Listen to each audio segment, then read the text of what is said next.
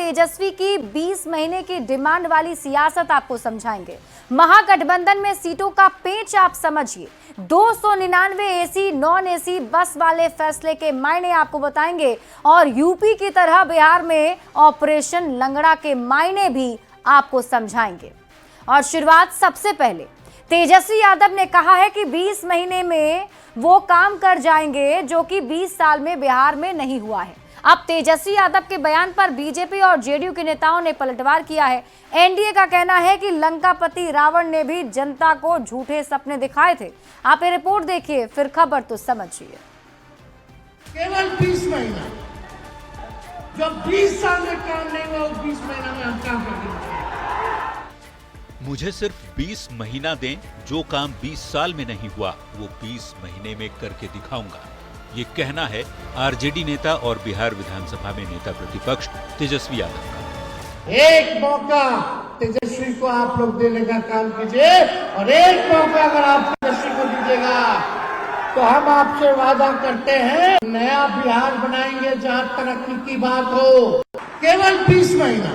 चुनावी साल में वादों और दावों का दौर जारी है। तेजस्वी यादव ने भी बापू सभागार में हुए आरजेडी के छात्र युवा संसद में ये बड़ा वादा किया, जिस पर एनडीए के नेताओं ने तंज कसा। अरे बिहार के लोगों ने आपको 15 वर्ष देकर देख लिया है। 20 वर्ष छोड़ दीजिए, 20 महीने छोड़ दीजिए, कोई आपको 20 दिन देने को तैयार नहीं है। बीजेपी प्रवक्ता नीरज कुमार कहते हैं कि लंकापति रावण भी अपनी जनता को ऐसे ही झूठे सपने दिखाता था, लेकिन बिहार की जनता समझदार है, सब कुछ जानती है। उस पर भी कुछ बात करिए। बिहार की जनता जानना चाहती है। ये बताइए कि कैसे आप नौकरी के बदले जमीन लेकर बचपन में ही अरबपति बन जाते हैं। ये टेक्निक तो पहले बिहार की जनता को बता दीजिए। बिहारी युवा आपके धोखे में नहीं आने वाले। तेजस्वी की बातों पर जनता कितना भरोसा करती है, ये तो चुनाव के नतीजे बताएंगे। वैसे ये बता दें कि 2015 के बाद तेजस्वी यादव दो बार सत्ता में रह चुके हैं, वो भी डिप्टी सीएम जैसे बड़े पद पर। नीतीश कुमार ने 2017 में तब नाता तोड़ा जब लालू परिवार पर लगे भ्रष्टाचार के आरोप चर्चा का विषय बन गए थे, जबकि दूसरी बार नीतीश कुमार ने कहा कि ये लोग गड़बड़ कर रहे थे। न्यूज़ 18 के लिए पटना से संवाददाता रवि एस नारायण के साथ ब्यूरो रिपोर्ट।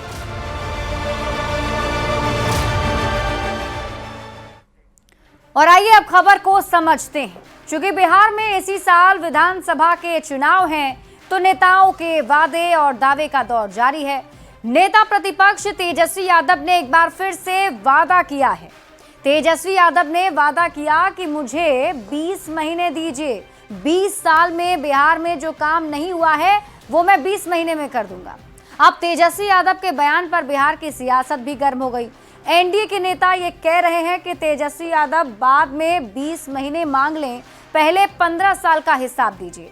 यानी कि लालू प्रसाद और राबड़ी देवी के 15 साल में बिहार को क्या मिला, इसका जवाब एनडीए के नेता तेजस्वी यादव से मांग रहे हैं। एनडीए के नेताओं की तरफ से कहा जा रहा है कि 2015 के बाद तेजस्वी यादव 2 बार सत्ता में रहे, आप उसका हिसाब दीजिए। कम उम्र में इतनी संपत्ति के मालिक आप कैसे बन गए, बीजेपी ये सवाल पूछ रही है। अब ये समझना जरूरी है कि तेजस्वी यादव ने 20 महीने वाली बात आखिर क्यों कही। तो आपको बता दें कि 2020 के विधानसभा के चुनाव में 15 साल बनाम 15 साल चुनावी मुद्दा रहा। यानी कि लालू प्रसाद और राबड़ी देवी के 15 साल बनाम नीतीश कुमार के 15 साल, यानी उनके 15 साल में क्या काम हुआ और नीतीश कुमार के 15 साल में क्या काम हुआ, इस मुद्दे पर चुनाव लड़ा गया था। एनडीए के नेता लालू प्रसाद राबड़ी देवी के शासन का जिक्र कर आरजेडी को अक्सर घेरते रहे हैं। 2005 के पहले के कानून व्यवस्था के मुद्दे पर तेजस्वी यादव से सवाल करते रहे हैं। अब तेजस्वी यादव 2005 के पहले के मुद्दों से ध्यान हटाना चाहते हैं और खुद को युवा बताकर नीतीश सरकार पर निशाना साध रहे हैं और ये बताने की कोशिश कर रहे हैं कि वो बेहतर हैं। हालांकि यही तेजस्वी यादव जब नीतीश सरकार में डिप्टी सीएम थे तो नीतीश कुमार के काम की जमकर तारीफ करते थे। आज सवाल उठा रहे हैं। वैसे राजनीति में हर पार्टी के नेता ऐसा ही करते हैं, कोई तेजस्वी यादव पहली बार अकेले ऐसा कुछ नहीं कह रहे। बढ़ते हैं आगे बात अगली खबर की। महागठबंधन में सीटों पर दावेदारी जारी है। सूत्रों के हवाले से खबर है कि कांग्रेस ने अब 90 सीटों का दावा पेश कर दिया है। सीपीआई भी पीछे नहीं है, 24 सीटों की मांग रखती है। अब महागठबंधन में जारी इस खींचतान पर एनडीए के नेता हैं जो तंज कस रहे हैं। आप ये रिपोर्ट देखिए, फिर खबर तो समझिए।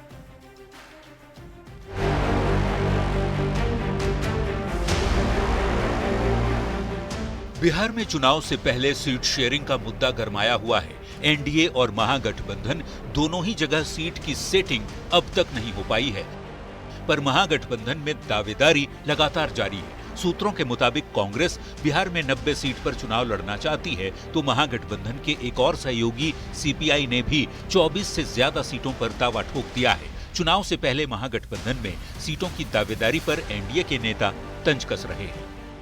कांग्रेस कितनी सीटों पर चुनाव लड़ेगी, यह इस पर निर्भर करता है कि राजद कितनी सीटें कांग्रेस को देता है। राजद के सामने यहाँ कांग्रेस भिक्षुक की भूमिका में। वहीं सहयोगियों की मांग पर आरजेडी खुलकर कुछ नहीं बोल रही। हर पार्टी की इच्छा होती है कि फुटप्रिंट बढ़ाया जाए, लेकिन मेरा मानना है कि हर पार्टी को ये भी पता है कि इस चुनाव का मिजाज क्या है। चुनाव से पहले सीटों पर दावेदारी हर चुनाव से पहले होती है, लेकिन इस बार आरजेडी की सहयोगी पार्टियों के नेता जितनी ज्यादा सीटों पर दावा ठोक रहे हैं, उसके बाद आरजेडी के लिए कुछ ज्यादा सीटें बचती दिख नहीं रही। महागठबंधन कोऑर्डिनेशन कमेटी के अध्यक्ष तेजस्वी यादव सभी सहयोगियों को सर्वसम्मति से कैसे संतुष्ट करेंगे, ये देखना दिलचस्प होगा। पटना से संवाददाता संजय कुमार और दिल्ली से अमितेश सिंह के साथ ब्यूरो रिपोर्ट, न्यूज़ 18। और आइए अब खबर को समझ लेते हैं। देखिए, 2025 के लिए महागठबंधन की टीम पूरी तरह तैयार हो चुकी है। 2025 में महागठबंधन में 4 पार्टियां हैं। इनमें आरजेडी, कांग्रेस, लेफ्ट और वीआईपी पार्टी शामिल है। महागठबंधन की टीम तो तैयार है, लेकिन सीटों का पेच अब तक सुलझा नहीं है, क्योंकि सहयोगी दलों का सीटों पर दावेदारी जारी है। आरजेडी की सहयोगी पार्टियों ने सीटों पर दावा ठोकना शुरू कर दिया है। सीटों के पेच को समझने के लिए बिहार विधानसभा में सीटों की संख्या जानना जरूरी है। तो आपको बता दें कि बिहार में विधानसभा की कुल 243 सीटें हैं। अब इन 243 सीटों में महागठबंधन का कौन सा दल कितनी सीटों पर दावा ठोक रहा है, वो समझ लेते हैं। देखिए, कांग्रेस की तरफ से दावेदारी पेश की जा रही है और कांग्रेस की तरफ से दावा किया जा रहा है कि 90 सीट पर वो चुनाव लड़ेगी। मुकेश सहनी की पार्टी है वीआईपी, उनका भी दावा है कि 60 सीट उन्हें मिलनी चाहिए। हालांकि बाद में उन्होंने सीट पर थोड़ा लचीला रुख भी जताया था। इसके अलावा लेफ्ट की पार्टियां हैं। सीपीआई ने 24 सीट पर दावा ठोका है, तो माले ने 45 सीट पर, जबकि सीपीएम ने अब तक पत्ते नहीं खोले हैं। अगर इन सभी सीटों की संख्या को आप जोड़ दें तो टोटल होता है 219। मतलब ये कि आरजेडी की सहयोगी 4 पार्टियों ने 243 विधानसभा की सीटों में से 219 सीटों पर दावा ठोक दिया है। तो बाकी कितनी बच गई? महज 24 सीट। तो सीपीएम को छोड़ भी दें तो क्या आरजेडी महज 24 सीटों पर चुनाव लड़ेगा? ये बहुत ही बड़ा सवाल है। महागठबंधन में सीटों की दावेदारी वाली सियासत को आप समझने के लिए जरूरी है कि 2020 में कौन सी पार्टी कितनी सीटों पर चुनाव लड़ी थी, इसे भी जान लें। तो आपको बता दें कि 2020 में आरजेडी 144 सीट पर चुनाव लड़ा, कांग्रेस के खाते में 70 सीटें आई थी और लेफ्ट की पार्टियां 29 सीट पर चुनाव लड़ी थी। 2020 के रिजल्ट की अगर बात की जाए तो महागठबंधन में आरजेडी को 75 सीटों पर जीत मिली, कांग्रेस को 19 सीटों पर जीत मिली, लेफ्ट पार्टियां 16 सीट पर जीत कर आई थी। तो बिहार विधानसभा चुनाव में 2020 में लेफ्ट पार्टियां जो थी वो कितने सीटों पर चुनाव लड़ी थी, अगर हम आपको बताएं, क्योंकि लेफ्ट में तीन पार्टियां शामिल हैं, तो सीपीआई को 6 सीटें मिली थी, सीपीआईएमएल को 4 सीटें और सीपीएम को 19 सीटें मिली थी, जिस पर चुनाव लड़ा गया था। देखिए, बिहार विधानसभा चुनाव 2020 की अगर रिजल्ट की बात कर लें तो उस वक्त जो लेफ्ट पार्टियों का रिजल्ट था, इसमें सीपीआई को 2 सीटों पर जीत मिली थी, सीपीआईएमएल को 12 सीटों पर जीत मिली और सीपीएम को 2 विधानसभा की सीटों पर जीत मिली थी। मतलब ये कि लेफ्ट पार्टियों का रिजल्ट कांग्रेस से भी बहुत अच्छा रहा, जिसकी वजह से वो ज्यादा सीटों पर दावेदारी जता रहे हैं। दूसरी ओर खराब प्रदर्शन के बाद भी कांग्रेस ज्यादा सीट मांग रही है, जो आरजेडी के लिए चिंता का विषय है। तो ऐसे में महागठबंधन के सामने चुनौती है पार्टियों में तालमेल बनाना, सीट बंटवारे का पेच सुलझाना और चेहरे पर भी जो चिक जारी है उसे भी खत्म करना। बढ़ते हैं आगे बात अगली खबर की। सीएम नीतीश कुमार ने परदेसी बिहारियों को बड़ा तोहफा दे दिया है। अब छठ हो या दिवाली, बिहार आने वाले लोगों को मुश्किलों का सामना नहीं करना पड़ेगा। बिहार सरकार ने कई राज्यों से 299 बसें चलाने का फैसला किया है। आप ये रिपोर्ट देखिए, फिर खबर तो समझिए।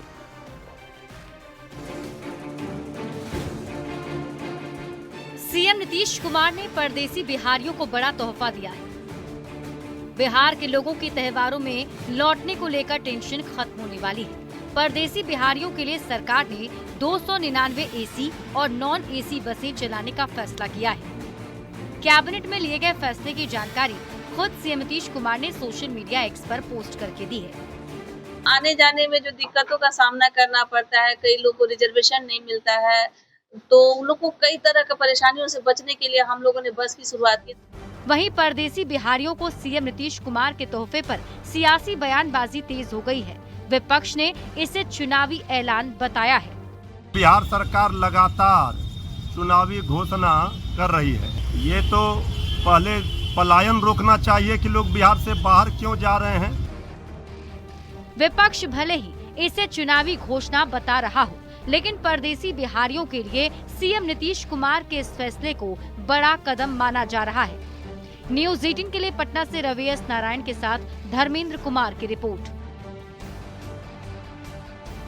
और आइए अब खबर को समझ लेते हैं। देखिए, बिहार सरकार अंतर्राज्यीय बस चलाने जा रही है और ये बड़ा तोहफा बिहार सरकार ने दिया है, जिनमें 299 बसें शामिल हैं, जो कुछ एसी और कुछ नॉन एसी बसें होंगी जो चलने वाली है।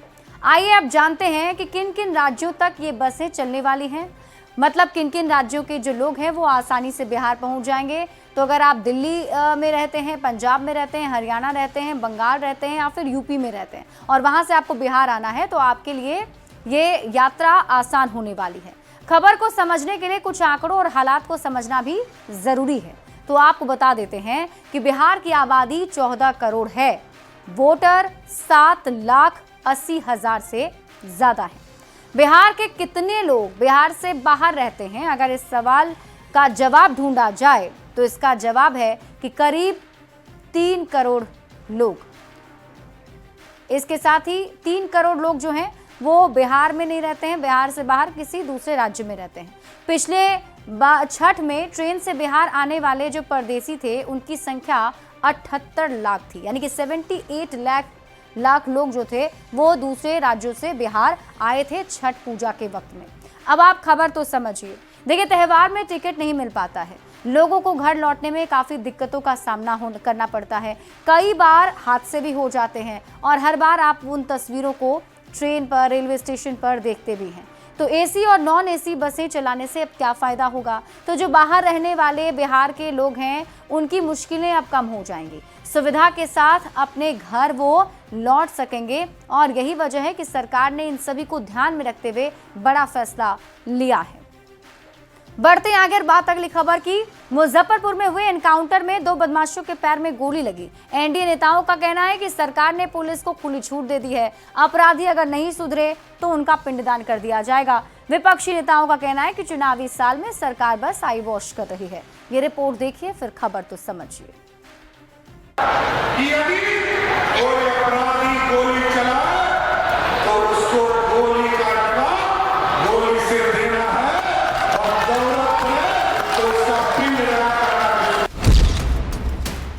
अपराधी गोली चलाएगा तो पुलिस भी गोली चलाएगी, जरूरत पड़ी तो अपराधियों का पिंडदान भी होगा। ये बड़ा बयान है नीतीश सरकार में नंबर 2 की हैसियत रखने वाले डिप्टी सीएम सम्राट चौधरी का। सम्राट चौधरी ने पुलिस को खुली छूट देने की जो बात कही है उसका असर जमीन पर भी होता दिख रहा है। बुधवार को पटना में मरीन ड्राइव पर एसटीएफ और अपराधियों के बीच हुई मुठभेड़ में कुख्यात अपराधी मोहम्मद रजा के पैर में गोली मारी गई। वहीं मुजफ्फरपुर में पारू थाना क्षेत्र में लूटकांड के आरोपियों के साथ पुलिस की मुठभेड़ भी हुई। 2 अपराधियों के पैर में गोली लगी तो उनके द्वारा दोनों के द्वारा फायरिंग पुलिस ने की। पुलिस ने भी जवाबी फायरिंग की, जिसमें दोनों के पैर में गोली लगी है अभी उनका इलाज चल रहा है और दोनों अभी स्टेबल हैं। उनके ऊपर भी हम लोग वो भी केस करेंगे और बाकी जो अन्य कांड है उसमें कुछ जो भी और अन्य लोग हैं उनकी गिरफ्तारी के लिए हम लोग छापेमारी करेंगे। मतलब ये कि यूपी की तर्ज पर बिहार में भी ऑपरेशन लंगड़ा शुरू हो चुका है। पहले अपराध करके मुख्यमंत्री आवास में माला पहनाकर स्वागत किया जाता था। ये लालू जी और राबड़ी जी का मॉडल था और नीतीश कुमार जी का मॉडल है अपराध करिएगा कैद खाने में जाइएगा। एनडीए नेताओं का कहना है कि बिहार पुलिस 2005 से 2010 तक वाले एक्शन में है, जब बदमाश या तो सलाखों के पीछे थे या बिहार के बाहर। हालांकि विपक्ष के नेता मानते हैं कि चुनावी साल में सरकार आई वॉश कर रही है। सरकार के स्तर से जो अपराधियों पर कार्रवाई की दिशा में गंभीरता दिखनी चाहिए वो दिख नहीं रही है। सियासी बयानबाजी अपनी जगह है, लेकिन आंकड़े बताते हैं कि हाल के दिनों में बिहार के अंदर कई हाफ एनकाउंटर हुए, यानी अपराधियों के पैर में गोली मारी गई। मतलब साफ है कि सुधर जाओ नहीं तो सुधार दिए जाओगे। न्यूज़ 18 के लिए पटना से शैलेंद्र कुमार के साथ ब्यूरो रिपोर्ट। और आइए अब खबर को समझ लेते हैं और सबसे पहले आपको ऑपरेशन लंगड़ा के बारे में बताते हैं। देखिए, ऑपरेशन लंगड़ा यूपी में अपराधियों के खिलाफ चलाया जा रहा अभियान है। अपराध को नियंत्रित करने के लिए यह कदम उठाया गया था। इसके तहत पैर में गोली मारने की रणनीति बनाई गई थी, जिसमें अपराधी मरता नहीं, मन में पुलिस का डर बैठ जाता है। तो यूपी की तर्ज पर अब बिहार में भी ऑपरेशन लंगड़ा की चर्चा हो रही है। इसके मायने अब आप समझिए। हाल के दिनों में बिहार पुलिस ने कई एनकाउंटर किए हैं और सीधे बदमाशों के पैरों में गोली मारी गई है।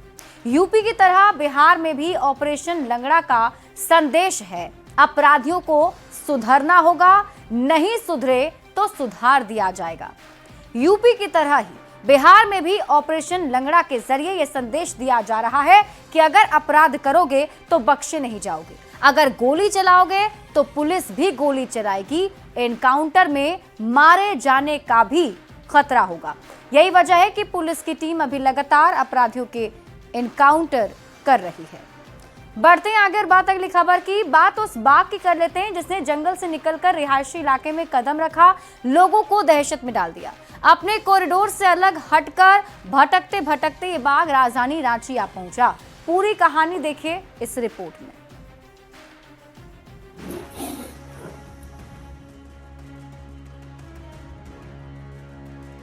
तेज दहाड़ के साथ पलामू टाइगर रिजर्व की ओर दौड़ लगा रहा ये वही बाघ है जिसे बीते दिन रांची के सिल्ली इलाके से रेस्क्यू कर बाहर निकाला गया था। माना जा रहा है कि जंगल से भटका ये वही बाघ है जो लंबे वक्त से सिंहभूम के दलमा, नामकुम और रांची के ग्रामीण इलाकों में घूम रहा था।